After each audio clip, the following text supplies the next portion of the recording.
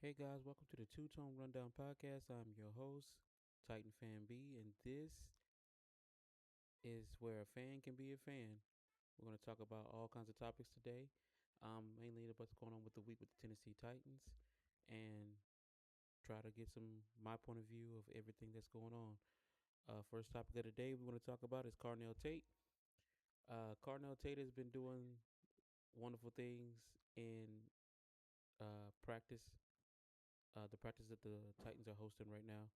A lot of things are going well right now, and it's kind of like refreshing for a Titans fan, only because we're so used to not having any kind of receiver that's going to just be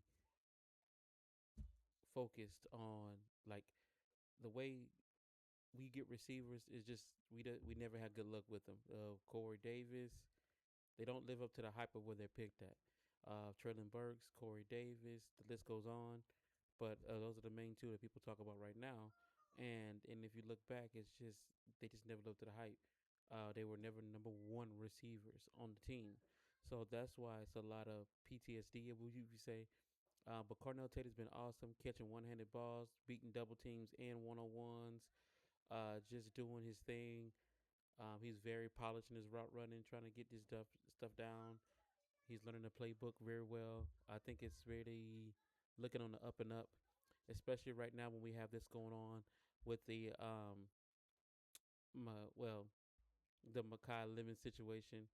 Um, if you don't know, Makai Lemon didn't practice because they wanted to rest him or it was some kind of injury. I don't know what was going on. But a lot of people were taking hype was we should have traded back and get Makai Lemon, and this is not happening. Um, this just proves that the Titans kind of made the right move of going up and getting not going up, but like picking, sticking and picking and getting to Carnell Tate because of the simple fact if you look at uh, the whole situation with Makai Lemon, that they just traded AJ Brown, which we don't even want to talk about as a Titans fan. That still gives me PTSD right now. But it's gonna they traded him to the Patriots, and now they have Makai Lemon, and he was a top prospect. They were kind of talking about it, but at the end of the day, you see right now that wasn't the right move. I mean, it's too early to see what's going on, but if that would have happened on the Titans, it would have been a war with the fan base, simply because we just have PTSD. It just with the what's going on with all the stuff, especially with Traylon Burks of catching a big catch. Which way to go, Traylon! I saw that big catch you made with the Commanders today. I kind of held my breath when you fell down, but you got back up, so that's good. So good luck to you and shout out to you. But it's just that's what gives us PTSD. So as a Titans fan, it's very refreshing to see that good things hearing news out there. He's gaining the chemistry with Cam Ward, and is doing his thing. Um, as so shout out to them and drop a bomb for Carnell Tate. Carnell Tate. That's what we got to do. But the next topic I want to talk about, it leads to my next topic, which we're going to talk about is there's a thing going around right now, and they're asking about who has the top wide receiving core in the AFC South. Uh, and right now, it's kind of a toss up. Everybody's everywhere, and it's kind of way too early because it's just early in the season. But let's have fun. Let's have fun with it. Let's just say so. My rankings, and my personal rankings, I have a tie for that number one. Is either between the Jags and the Titans right now. To me, yes, I know we have a lot of unknowns on the Titans, but we do have a solid core that can do it. It's a new core from last year. It's not the same. The reason I say the Jags is because the Jags did win the division, and their receivers were kind of coming along. Exactly when they traded to get Myers last year, the biggest question for them is can BTJ take the jump for them, and I think that's a big thing for them. If they can take the jump, then they could possibly have the best wide receiving core, but that's just the unknown. And of course, the Titans have their unknowns. Calvin Ridley coming back from injury. How that's gonna look like? We do have Wandale, even though he's used to the system. How does he play for the Titans? But the thing I put the Titans up there is because we have a lot of young pieces coming back that in their second year that actually looking like they gotten better. I mean, we have a lot of speed now.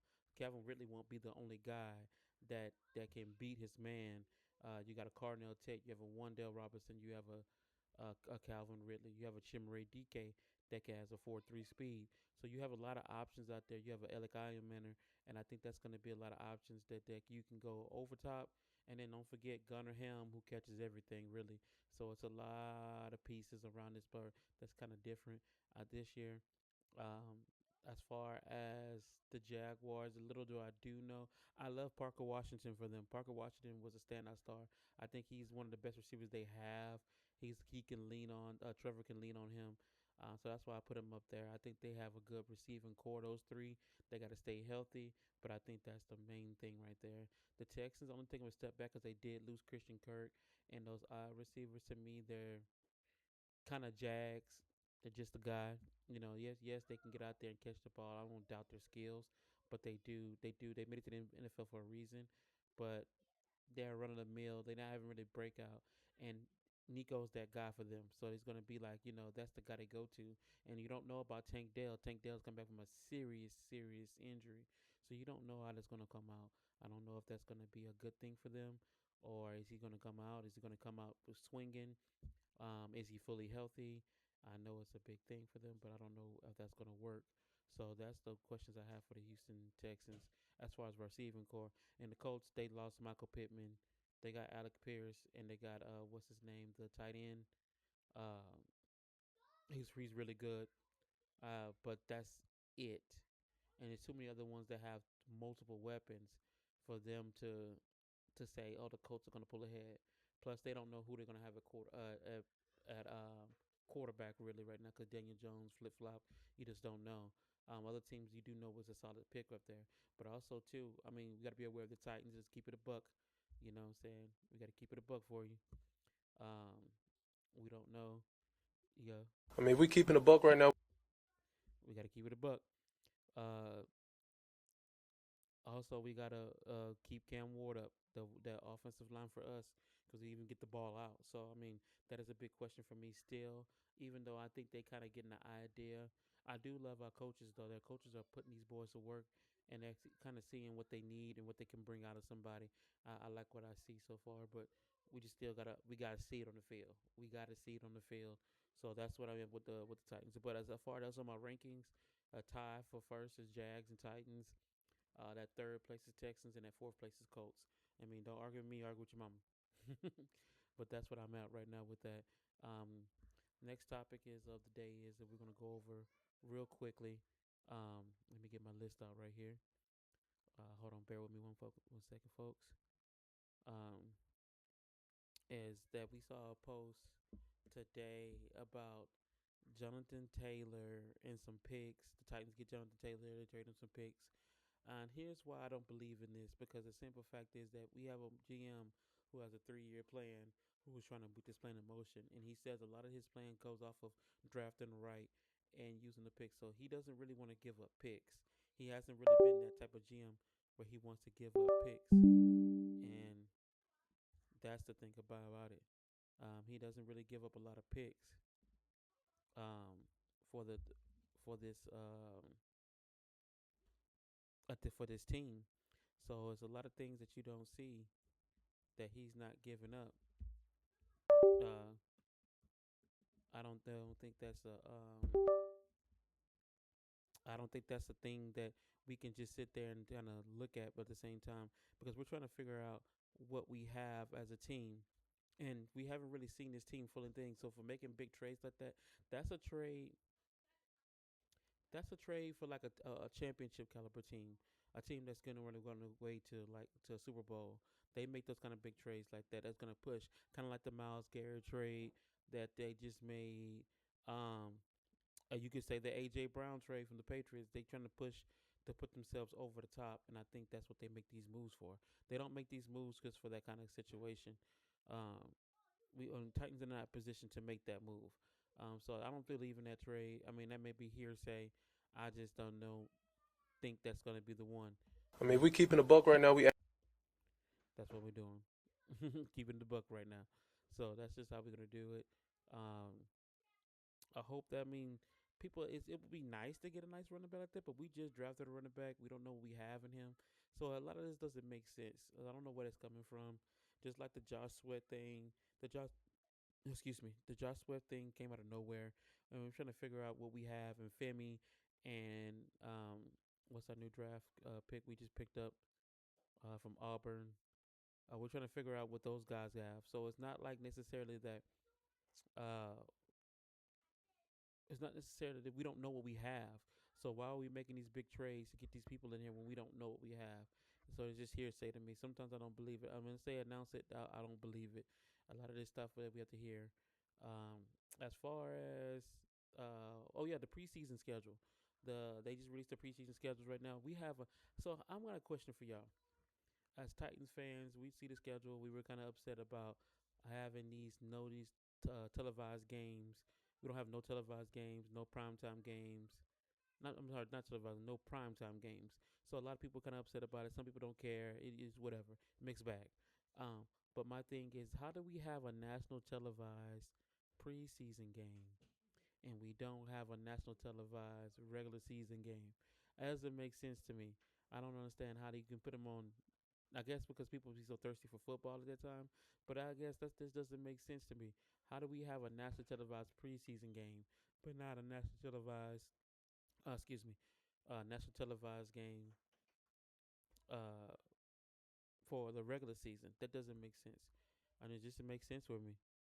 I mean, it just don't make. I mean, I looked at that the other day and I was just like, what the heck?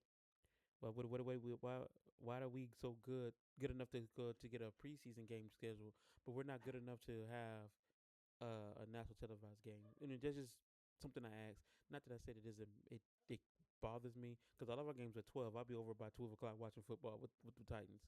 I can watch other football, but the thing is that you know we have a Cam Ward who's in his second season who shows some promise and no attention, no attention to nobody, no thought or wherewithal of where hey, this kid could be something big. We might want to schedule him one primetime game. At least he deserves that, you know. But what do we know? I don't know what the NFL knows. They gonna us to earn it. Okay, got to earn it. I can see that, but same time too, there's some teams that don't earn it and get it every year, so it doesn't matter. But we just got to go out there and play. Um, Other than that, as Titans fans, I also seen a lot of this. A lot of the Fanatics has been getting a lot of jerseys. The new jerseys. People, a lot of fans are ordering new jerseys and they've been delayed. So I don't know what's up with that. So you might want to check on your order if you got one. But yeah, a lot of the orders are getting delayed. It's been a problem. Sometimes you'll see them kind of getting behind the ball with that.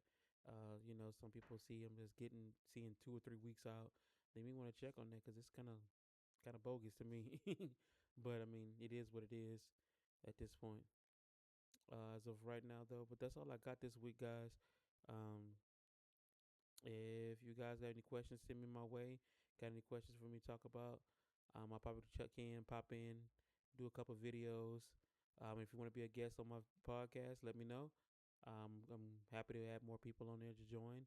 I'm just there now, just chopping it up with you guys and seeing what you guys are into. But at the end of the day, that's it. That's all I got for you guys this week. Y'all, peace out and tighten up. Take it easy.